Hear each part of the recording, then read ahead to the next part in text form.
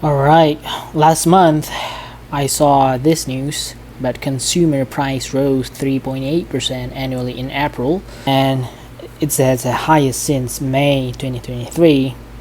And there's also a egg panic, I think, in the past, a record high egg prices. And there's also news from Fortunes. They said that beef has become a luxury because beef price is also rising. So all of this is because our money has become worthless, or they said inflation, which means everything price gonna bump up in order to stay profitable for the business. So what is inflation? Inflation is, according to the Google, is a gradual decrease in the purchasing power of money, reflected in a broad and ongoing increase in the price of goods and services across an economy. Just like we saw the news, everything it's price of the goods is increasing, which means also the buying power, the USD specifically, is getting decreased in terms of buying power. As you can see on the image below, in 1970 a cup of coffee is only 25 cents, and 2 years ago, it's 2024, is around $3. But I think it's you lucky if you can buy a cup of coffee. It's around $3 because over here I think it's around $5 to $8 now. So that has become the price of the coffee increasing, but the coffee itself is stayed the same, which means our purchasing or buying power is decreasing. So now the problem is, how do we track the buying power? That is because we want to see how much $1 or $100 worth now. Is there any way to track them? Usually I use M2 or money supply. As you can see, this is basically a money that in circulation. For example, in 1970 is a blue line is the money supply. In 1970, the red circle it's still very low, and the second right circle on the right, which is around 2025, it's rising quite significantly from 1970 to 2025. It's around 23,000 billion of dollars. So there's a lot of money. They keep printing it to the circulation, which your or our dollar get diluted. So there's also a annual inflation rates that the people use to track inflation. So past money, it's more valuable compared to future monies because each year the trend is always inflation. But all of this, there is no minus. It's always inflation, new money added to the circulation, new money to the society.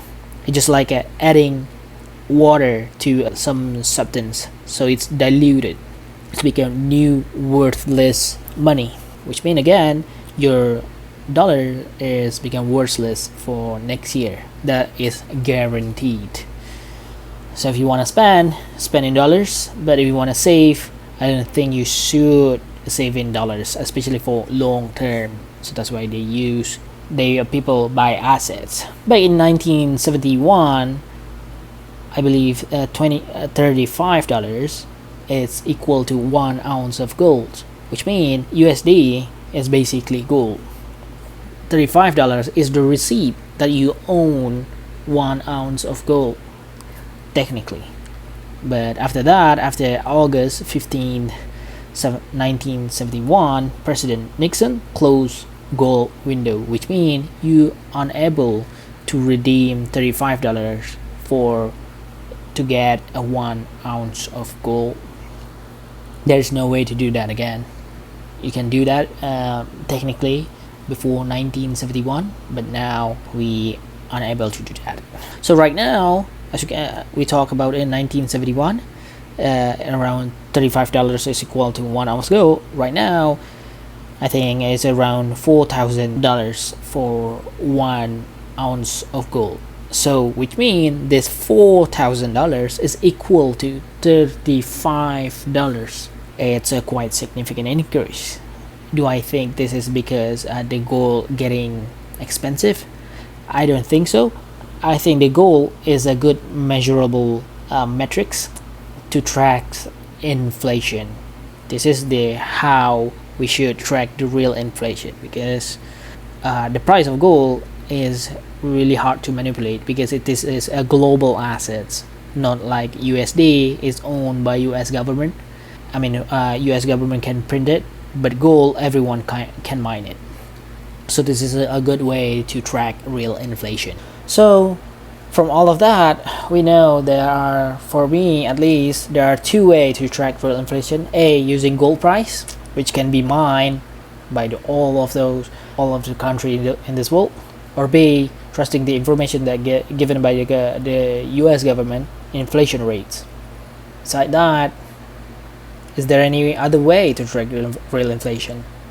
Next, probably if I want to, I'm probably gonna talk about my gold equivalent portfolio in 2026. There are three assets within this portfolio: asset X and Y, and of course also gold. Because and each of these assets I will provide the reason why I bought this for my main portfolio. Alright, today is June 21st, 2026, and as you can see, the market is somehow red and green for our benchmark gold PAXG. It's green, and it's S&P 500 SPY ETF, it's green. But beside that, everything it's in red.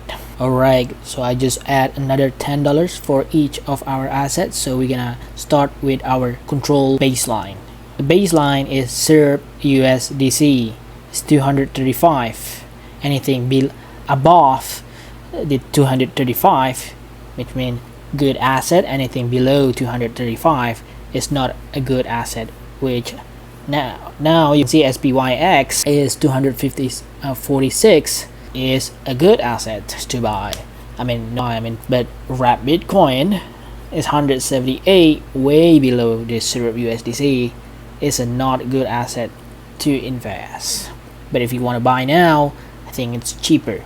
For kaspa, we have 5,800 kaspa. The value is $173, but we are still minus $67 or minus 28%, which is again is not a very good asset. Anything that below the SERP USDC is not a good asset performance. But because of that, maybe that's a discount that you can buy for Bitcoin or kaspa.